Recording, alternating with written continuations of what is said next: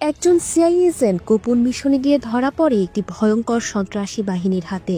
তাকে উদ্ধার করতে ফিলিপাইনের গভীর জঙ্গলে পাঠানো হয় 4 জন মার্কিন কমান্ডোকে। কিন্তু মিশন শুরু হতেই তারা বুঝতে পারে একটি বিপজ্জনক মৃত্যুপুরীতে তারা আটকা পড়েছে। শত্রুদের ভয়ঙ্কর ট্র্যাপে পড়ে একে একে প্রাণ হারায় 3 জন কমান্ডো। বেঁচে থাকে শুধু একজন, আর সেই বেঁচে থাকাই যেন তার জন্য হয়ে ওঠে এক ভয়াবহ দুঃস্বপ্ন। চারপাশে শত্রু, সামনে শুধু অনিশ্চিত ভবিষ্যৎ। পালাতে গিয়ে সে জঙ্গলের ভিতর দিয়ে প্রাণপণে ছুটতে শুরু করে, কিন্তু গুলির শব্দ আর মৃত্যু ছায়াও পিছু পিছু তাড়া করতে থাকে তাকে। শেষ পর্যন্ত কি হয় তার সাথে? হ্যাঁ ভিউয়ার্স, বেঁচে থাকার তীব্র লড়াই, দম বন্ধ করে দেওয়া থ্রিল আর রুদ্ধশ্বাস মিলিটারি অ্যাকশন নিয়ে তৈরি হয়েছে 2024 সালের Hollywood cinema land of bad, যেখানে প্রযুক্তি, বুদ্ধি আর অসম সাহস মিলিয়ে এক অসম্ভব মিশনকে বাস্তবে পরিণত করার কাহিনী তুলে ধরা হয়েছে। তো আর কথা না বাড়িয়ে চলুন শুরু করা যাক আজকের মুভির গল্প। আমাদের চ্যানেলে নতুন হয়ে থাকলে চ্যানেলটি সাবস্ক্রাইব করে আমাদের পাশেই থাকবেন, আর পাশে থাকা বেল আইকনটি ক্লিক করবেন। মুভির শুরুতেই আমরা আমেরিকার লাস ভেগাসে অবস্থিত মার্কিন ডেল্টা এয়ারফোর্সের একটি ঘাঁটি দেখতে পাই, যেখানে 60 বয়সী ড্রোন অপারেটর ক্যাপ্টেন রিপারকে দেখা যায়। ক্যাপ্টেন রিপারের মন ভীষণ বিষণ্ণ, কারণ তার প্রিয় বাস্কেটবল দল হেরে গেছে, আর চতুর্থ স্ত্রীর সন্তান ডেলিভারির জন্য হাসপাতালে ভর্তি আছে। কিন্তু রিপার সেখানে উপস্থিত থাকতে পারছে না, কারণ একটি জরুরি অপারেশনে তাকে লিড দিতে হচ্ছে। এজন্য সে খুবই উদ্বিগ্ন। মুভিতে ক্যাপ্টেন রিপারের ভূমিকায় অনবদ্য অভিনয় করেছেন বিখ্যাত অভিনেতা রাসেল ক্রো। অস্কার বিজয়ী গ্ল্যাডিয়েটর মুভিতে ম্যাক্সিমাসের চরিত্রে যেই অভিনেতাকে আমরা দেখতে পেয়েছিলাম। তো এই মুভিতে রাসেল ক্রো একজন ড্রোন অপারেটর, সার্জেন্ট নিয়া ব্রানসন রিপারের সহকারী অপারেটর। তো কাহিনী শুরু হয় ফিলিপাইনের পালাওয়ানে অবস্থিত মার্কিন বিমান ঘাঁটি থেকে, যেখানে আমেরিকান ডেল্টা ফোর্সের 4 জন কমান্ডো একটি বিশেষ মিশনে সুলু সাগরের উদ্দেশ্যে রওনা করে। এদের মধ্যে মুভির অন্যতম প্রধান ক্যারেক্টার সার্জেন্ট জে ক্যানি, যার নিকনেম এই মুভিতে প্লে বয়। তার এটাই ছিল প্রথম মিশন। তো তাদের মিশন হচ্ছে একজন সিআইএ এজেন্টকে দুর্ধর্ষ একটি সন্ত্রাসী বাহিনীর হাত থেকে জীবিত উদ্ধার করা। ভিক্টর পেট্রোভ নামে এক রাসায়ন অস্ত্র ব্যবসায়ীর ওপর গোয়েন্দাগিরি করার সময় ফিলিপাইনের সন্ত্রাসবাদী একটি সংগঠনের হাতে ধরা পড়ে এই মার্কিন গুপ্তচর। আর এই সন্ত্রাসী গোষ্ঠীটি মূলত পেট্রোভের থেকে অস্ত্র নিয়ে তা আমেরিকার বিরুদ্ধে কাজে লাগাতো। তো গুম হওয়া সেই এজেন্টকে উদ্ধার করতে 4 জন মার্কিন কমান্ডো ফিলিপাইনের এই গভীর জঙ্গলে এসেছে। সেখানে নেমেই তারা তাদের মিশন শুরু করে। এদিকে মার্কিন এয়ারফোর্সও ড্রোন দিয়ে তাদের সাথে সাথে চারপাশে নজর রাখছিল। কমান্ডোরা হেলিকপ্টারে করে প্রথমে একটি সি বিচে ল্যান্ড করে, আর কন্ট্রোল রুমে রিপারের সঙ্গে কথা বলে। টার্গেট থেকে তখন তারা মাত্র 8 কিলোমিটার দূরে। ঘন দুর্গম জঙ্গল, চারদিকে শুনশান নীরবতা, কিন্তু এখানে আছে দুর্ধর্ষ সন্ত্রাস আবু সায়াফের আস্তানা। সতর্কতার সাথে পথ চলতে চলতে এরই মধ্যে তারা টার্গেট পয়েন্টে পৌঁছে যায়। কিন্তু সেখানে পৌঁছানোর পরই হঠাৎ করে ড্রোনের অপারেটিং সিস্টেমে ত্রুটি দেখা যায়, ফলে রিপার বাধ্য হয়ে ড্রোনটি ঘাঁটিতে ফিরিয়ে নিয়ে যায়। এরই মধ্যে গ্রাউন্ড টিমের সদস্যরা টার্গেটেড এরিয়ায় প্রবেশ করে। তারা বাইনোকুলার দিয়ে দেখতে পায় যে 6 জন সৈন্য জায়গাটা পাহারা দিচ্ছে। তাই তারা ঢালু বেয়ে টার্গেটের দিকে নামতে থাকে। কিছুক্ষণ পর তারা সেখানে অস্ত্র ব্যবসায়ী আলেকজান্ডার পেট্রোভ ও তার স্ত্রী সন্তানকে দেখতে পায়। তো কিছু সময় পরে যখন তারা চারদিকে নজর রাখছিল, ঠিক তখনই 2 পিকআপ ভর্তি কিছু সশস্ত্র লোক সেখানে এসে উপস্থিত হয়। পিকআপে থাকাই লোকগুলোই হচ্ছে সন্ত্রাসবাদী গোষ্ঠী আবু সায়াফের সদস্য। এরাই ফিলিপাইনের দুর্ধর্ষ সন্ত্রাসী গোষ্ঠী, যারা পেট্রোভের থেকে অস্ত্র কিনে নেয়। আর এদের হাতেই সে মার্কিন এজেন্ট বন্দী আছে, যাকে উদ্ধারের জন্য ডেল্টা ফোর্সের কমান্ডোরা এখানে এসেছে। তো পিকআপ ভর্তি লোকগুলোর সাথে তাদের নেতা সাইদ হাশিমিও ছিল। সে মূলত পেট্রোভের সাথে কোনো একটা ডিল করতে এখানে এসেছিল। এরই মধ্যে রিপারের ড্রোন আবার মেরামত হয়ে আকাশে ফিরে আসে, আর চারিদিকের গতিবিধির ওপর নজর রাখতে থাকে। তো দূর থেকে দেখা যায় হাশিমি ও পেট্রোভ কিছু নিয়ে মিটিং করছে, কিন্তু কোনো একটি বিষয় নিয়ে তাদের মধ্যে কথা কাটাকাটি শুরু হয়। ফলে হঠাৎ করে সেখানে একটি বিশৃঙ্খল পরিস্থিতির সৃষ্টি হয়ে যায়। দূর থেকেই ডেল্টা ফোর্সের সদস্যরা দেখতে পায় সাইদ হাশিমি হঠাৎ করেই উঠে এসে পেট্রোভের স্ত্রীর শিরোচ্ছেদ করছে, আর এখন সে পেট্রোভের সন্তানকেও মারতে চাচ্ছে। কোনো কিছু বুঝে ওঠার আগেই এমন গোলযোগ পরিস্থিতি দেখে হতভম্ব হয়ে পড়ে রিপারের সৈন্যরা। তারা কি করবে কিছুই বুঝে উঠতে পারে না, কারণ এমনিতেই তারা সংখ্যায় মাত্র 4 জন। এখন যদি তারা এই বাচ্চাটিকে বাঁচাবার জন্য নিজেদের উপস্থিতির জানান দিয়ে দেয়, তাহলে সন্ত্রাসীদের সমস্ত নজর তাদের উপরে পড়বে। তাতে তাদের মিশন বাস্তবায়নও সম্ভব হবে না, আর এত বড় দুর্ধর্ষ সন্ত্রাসী গোষ্ঠীর সাথে তারা পেরে উঠবে না। কাজেই তারা বুঝে উঠতে পারে না যে এখন তারা কি করবে। কিন্তু এরই মধ্যে হাশিমির সৈন্যরা এবার পেট্রভের সামনে তার বাচ্চা ছেলেকে হত্যার জন্য ধরে নিয়ে আসে। সেখানে প্রচন্ড ভয়ে বাচ্চা ছেলেটি কান্না করতে থাকে। তাতে আর স্থির থাকতে পারে না কমান্ডোরা। চোখের সামনে একটি বাচ্চা ছেলেকে এমন নৃশংস মৃত্যুর হাতে ঠেলে দিতে পারে না তারা। তাই যে কোনো মূল্যে বাচ্চাটিকে তাদের হাত থেকে বাঁচাতে চায়। ফলে বাচ্চাটিকে বাঁচানোর জন্য প্লেবয়ের কথা মতো রিপার ড্রোন থেকে একটি মিসাইল নিক্ষেপ করে হাশিমির বাহিনীর ওপর। একই সাথে অ্যাবেল আর বিশপও সন্ত্রাসীদের লক্ষ্য করে গুলি ছুড়তে থাকে। আর সাথে সাথেই মিসাইল বিস্ফোরণে ক্ষণিকের জন্য বিভ্রান্ত হয়ে পড়ে সন্ত্রাসী বাহিনীটি।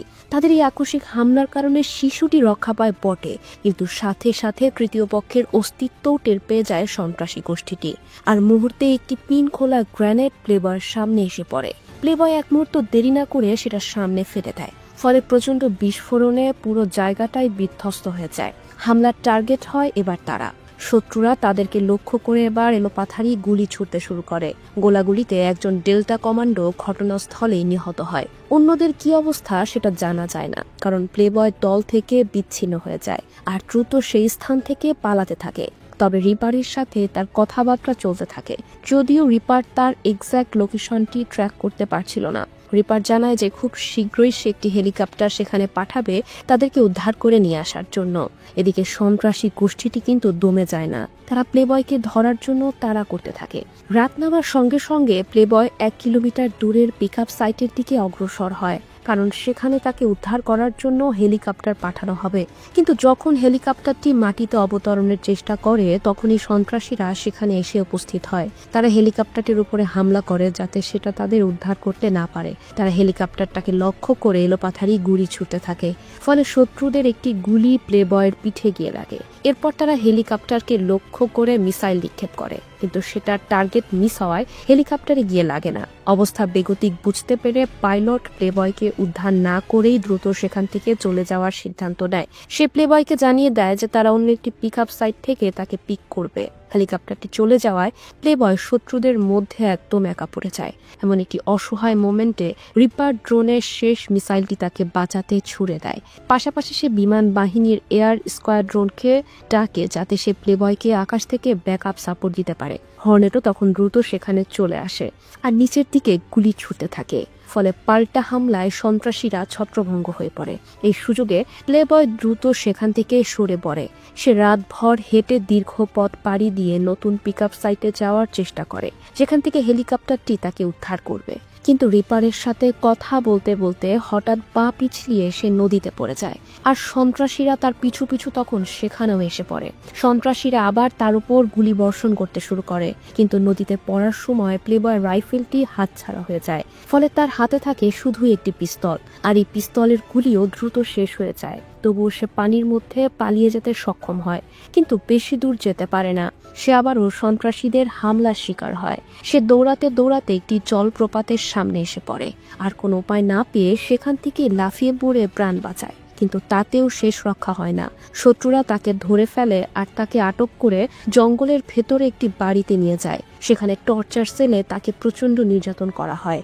এদিকে আমেরিকায় অবস্থিত এয়ারফোর্স থেকে কর্নেল প্যাকেট রিপারের কাছে অপারেশনের অগ্রগতি সম্পর্কে জানতে চায়। রিপার জানায় যে অপারেশন একটি বড় বিপর্যয়ের মধ্যে পড়েছে। সে কর্নেল প্যাকেটকে অনুরোধ করে যে যাতে সে অপারেশন কমপ্লিট না হওয়া পর্যন্ত ডিউটিতে থাকতে পারে। কর্নেল প্যাকেট তাতে সম্মত হয়। এদিকে প্লেবয়কে একটি জেলখানায় বন্দী করে রাখা হয়, কিন্তু কিছুক্ষণের মধ্যে একজন অচেনা লোক সেখানে এসে উপস্থিত হয়। সে অসম্ভব ক্ষিপ্রতার সাথে দুজন সন্ত্রাসীকে ধরাশায়ী করে ফেলে আর দ্রুত প্লেবয়কে সেখান থেকে মুক্ত করে ফেলে। এই লোকটির সাংকেতিক নাম ছিল জেএন। তাকে রিপারি পাঠিয়েছিল টিমকে হেল্প করার জন্য। সে জানায় যে বিশপ এখনো জীবিত, সেও হাশিমির হাতে বন্দী আছে। তো এরপর তারা দুজন দ্রুত সেই স্থান থেকে বেরিয়ে পড়ে। সেখানে তারা এই বাড়িতে আরো অনেক অবৈধ অস্ত্রের সন্ধান পায়। প্লেবয় রিপারকে জানায় যে একটি হর্নেট বিমানকে হামলার জন্য যেন প্রস্তুত রাখা হয়, কারণ সে ও জেএন এখন আবার সিআই এজেন্টকে উদ্ধারের মিশনে ফিরতে যাচ্ছে, যেটা ছিল তাদের মূল লক্ষ্য। তারা পরিকল্পনা করে যে প্রথম 15 মিনিটের মধ্যে তারা বিশপ এবং সিআই এজেন্ট যেখানে আটক রয়েছে সেখানে পৌঁছে যাবে, আর পরবর্তী 15 মিনিটের মধ্যে তারা দ্রুত সেখান থেকে সরে পড়বে। এরই মধ্যে আকাশ থেকে কিভাবে ও কতগুলো বোমা নিক্ষেপ করা হবে সেটাও তারা রিপারের সঙ্গে আলোচনা করে। সিদ্ধান্ত হয় নির্দিষ্ট সময় পর পর 3টি মিসাইল এই ঘাঁটিকে লক্ষ্য করে নিক্ষেপ করা হবে। ওদিকে এয়ারফোর্সের অফিসে শুরু হয় আরেক ঝামেলা। রিপার ও নিয়ার ডিউটি টাইম কয়েক ঘন্টা আগেই শেষ হয়ে গিয়েছিল। অলরেডি তারা এক্সট্রা অনেক সময় ধরে সেখানে কাজ করছে। তাই কর্নেল প্যাকেট তাদের বলেন পরবর্তী শিফটে ড্রোন অপারেটরের কাছে দায়িত্ব বুঝিয়ে চলে যেতে, কিন্তু রিপার কিছুতেই কন্ট্রোল রুম ছেড়ে যেতে রাজি হয় না।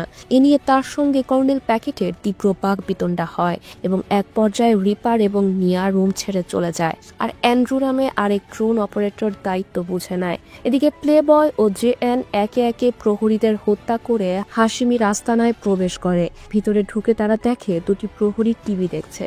জন তাদের একজনকে হত্যা করে, কিন্তু তখনই প্লে বয় শত্রুর হামলার শিকার হয়। তারা শত্রুদের মারতে পারলেও প্লে বয় গুলি খায়। আহত অবস্থাতেই জন ও প্লে বয়ের সঙ্গে হাশিমির লোকদের তুমুল ফাইট চলতে থাকে, কিন্তু শেষ রক্ষা হয় না।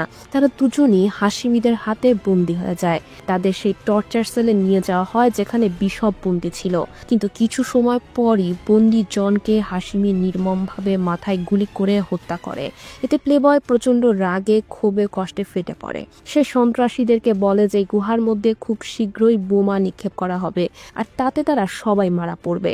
কিন্তু তার এসব কথা বিশ্বাস করে না হাশিমি। তারা প্লেবয়ের উপর শুরু করে ভয়াবহ নির্যাতন।